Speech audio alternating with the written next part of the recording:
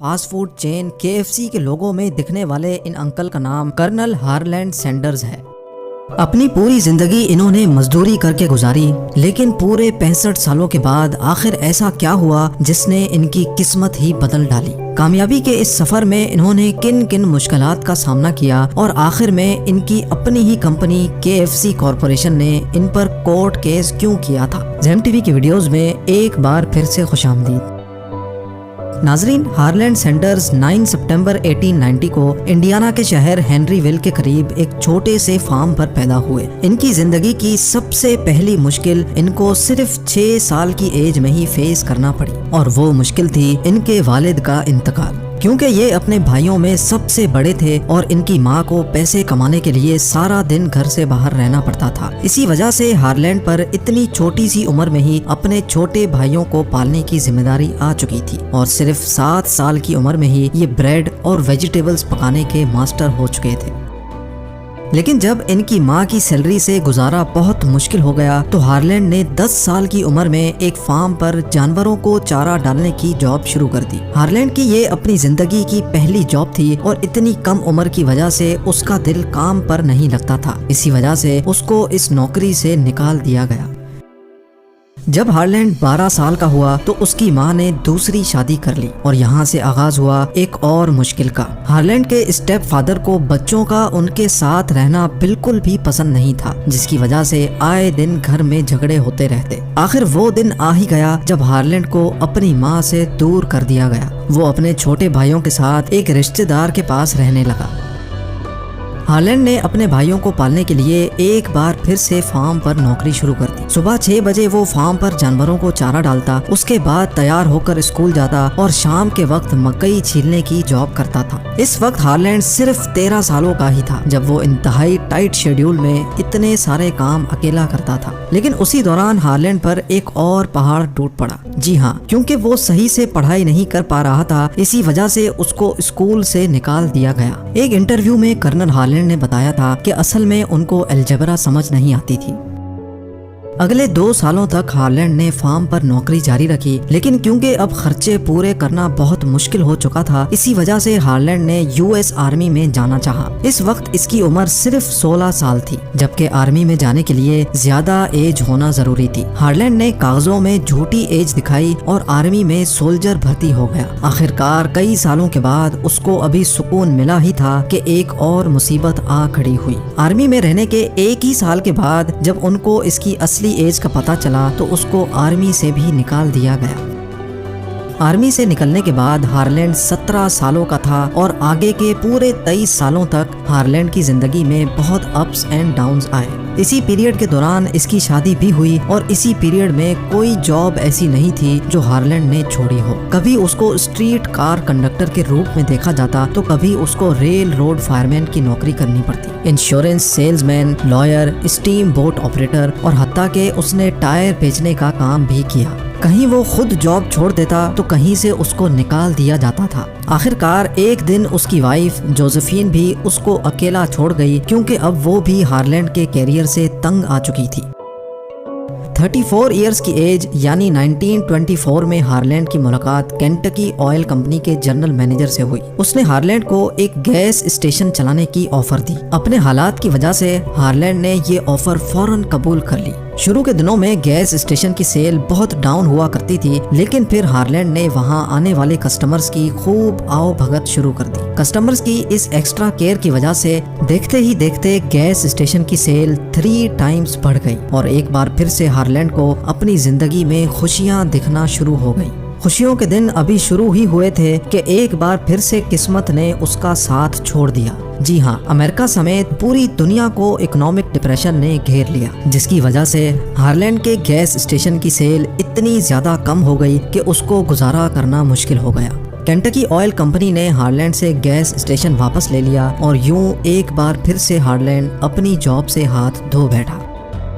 अब Harland 40 years के हो चुके थे जब एक बार फिर से उनको जॉबलेस कर दिया गया था। 1930 में शेल ऑयल कंपनी ने हार्लैंड का एक्सपीरियंस देखा तो उसको एक बार फिर से गैस स्टेशन चलाने की ऑफर दी। यह ऑफर मिलते ही हार्लैंड को एक बार फिर से डूबती हुई उम्मीदों को बचाने का मौका मिला।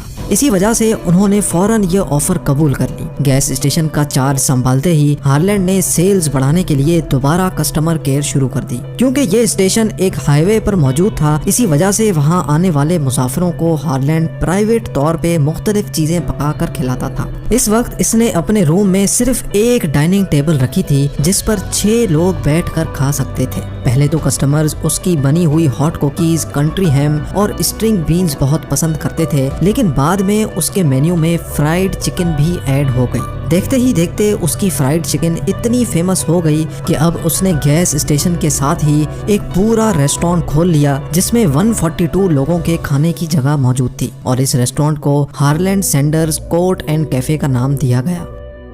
जहाँ पहले कस्टमर सिर्फ वहाँ से गुजरते वक्त खाना खाते थे, वहीं अब दूर दूर से लोग सैंडर्स कैफे का रुख करने लगे। लेकिन इसी दौरान हार्लैंड को एक और चैलेंज का सामना करना पड़ा, क्योंकि पहले फ्राइड चिकन को बनाने में 30 मिनट लगते थे, जिसकी वजह से कस्टमर्स को बहुत वेट करना पड़ता था। इस मसले की वजह से हार्लैंड के रेस्टोरेंट का इमेज खराब हो रहा था। लेकिन इस मसले से निपटने के लिए हार्लैंड ने एक नई ट्रिक आजमाई और चिकन को पैन में फ्राई करने के बजाय प्रेशर कुकर में फ्राई किया। हैरत अंगेज तौर पे ये ट्रिक काम कर गई और 30 मिनट में पकने वाली चिकन सिर्फ 8 मिनटों में ही तैयार हो जाती थी। हार्लैंड अपने रेस्टोरेंट से खासा खुश था और दिन ब दिन अपनी फ्राइड चिकन की रेसिपी को इम्प्रूव करता रहा। लेकिन अचानक एक और मसले ने जन्म लिया। 1939 में वर्ल्ड वॉर 2 शुरू हो गई और एक बार फिर से अमेरिका इकोनॉमिक क्राइसिस में लिपट गया। इस क्राइसिस की वजह से हार्लैंड के रेस्टोरेंट पर कस्टमर्स का रश बहुत कम हो गया था और देखते ही देखते लोगों ने घरों से बाहर निकलना ही छोड़ दिया। हालात यहाँ तक पहुँच गए कि अब हार्लैंड को गुजारा करना मुश्किल हो गया। इसी वजह से 1942 में जब हार्लैंड 52 इयर्स के थे, तब उन्होंने हार्लैंड सैंडर्स कैफे को ताला लगा लिया।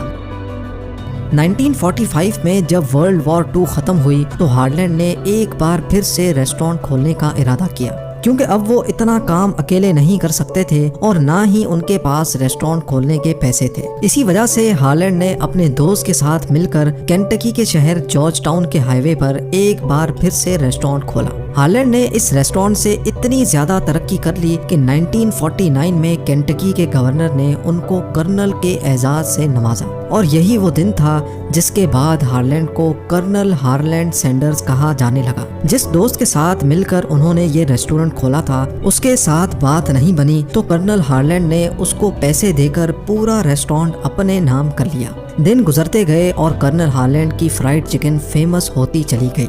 एक दिन कर्नल हार्लैंड को एक रियल एस्टेट एजेंट की कॉल आई जिसने उनको रेस्टोरेंट बेचने की बहुत अच्छी ऑफर दी। वो एजेंट कर्नल हार्लैंड का रेस्टोरेंट $1,64,000 में खरीदना चाहता था। वो एजेंट कई मर्तबा यही ऑफर देता रहा, लेकिन कर्नल हार्लैंड किसी भी सूरत ना माने और यहीं एक और मुसीबत ने जन्म लिया। 6 महीनों के बाद गवर्नमेंट ने एक न्यू हाईवे प्रोजेक्ट लॉन्च किया, जिसकी वजह से सारी ट्रैफिक यहाँ से बाईपास हो गई। अब कर्नल हार्लैंड के रेस्टोरेंट के सामने से 90% ट्रैफिक खत्म हो गई और ऐसे ही उनकी सेल्स भी 90% टूट गई। अब कर्नल हार्लैंड के पास और कोई ऑप्शन नहीं बचा था। जो एजेंट $1,64,000 की ऑफर दे रहा था, वो अब $80,000 में भी खरीदने को राजी नहीं था। आखिरकार जैसे तैसे करके $75,000 में कर्नल हार्लैंड ने ये रेस्टोरेंट भी बेच दिया। इस वक्त कर्नल हार्लैंड की एज 65 थी और उनके पास सोशल सिक्योरिटी के $105 के अलावा कमाने का और कोई जरिया नहीं बचा था।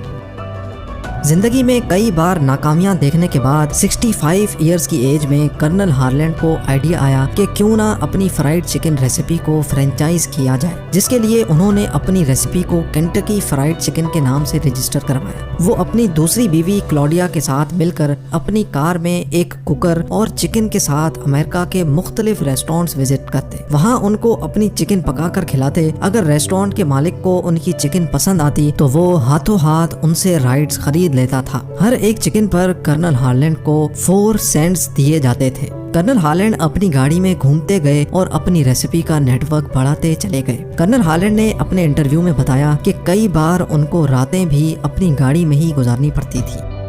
जहां उनकी रेसिपी सिर्फ केंटकी में फेमस थी, वहीं अब पूरे अमेरिका में कर्नल हार्लैंड सैंडर्स के नाम का चर्चा होने लगा। 8 सालों के बाद जब कर्नल हार्लैंड 73 इयर्स के हुए तो वो 600 से भी ज्यादा रेस्टोरेंट्स को अपनी चिकन की फ्रेंचाइज दे चुके थे। लेकिन अब चूंकि कर्नल हार्लैंड की एज बहुत ज्यादा हो चुकी थी और वो ये सब कुछ मैनेज नहीं कर पा रहे थे।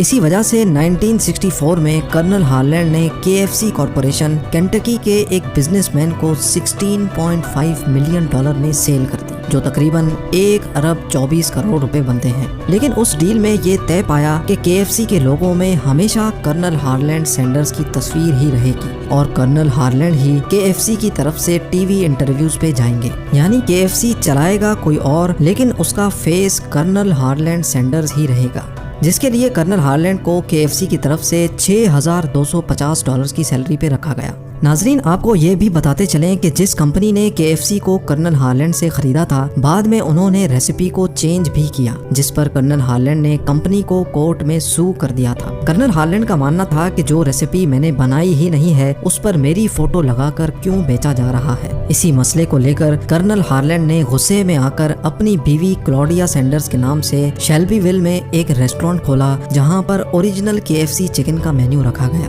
लेकिन ये बात उनकी अपनी ही बनाई हुई कंपनी KFC कॉरपोरेशन को बिल्कुल भी अच्छी नहीं लगी और उन्होंने कर्नल हार्लैंड सैंडर्स को कोर्ट में सू कर दिया। कोर्ट के फैसले में कहा गया कि कर्नल हार्लैंड इस रेस्टोरेंट को नहीं चला सकते, इसी वजह से उनको क्लॉडिया सैंडर्स कैफे बेचना पड़ गया। लेकिन आज भी वो restaurant Claudia Sanders dinner house के नाम से मौजूद है और ये दुनिया का वाहिद नॉन KFC रेस्टोरेंट है जहाँ पर KFC की ऑथराइज्ड फ्राइड चिकन सेल होती है। 90 इयर्स की एज में कर्नल हार्लैंड सैंडर्स की मुश्किल तरीन जिंदगी पर फुल स्टॉप लग गया। उम्मीद है जेम टीवी का ये एपिसोड भी आप लोग भरपूर लाइक और शेयर करेंगे। 1 मिलियन सब्सक्राइबर्स तक के सफर में आप लोगों के साथ का बेहद शुक्रिया। मिलते हैं अगली शानदार वीडियो में।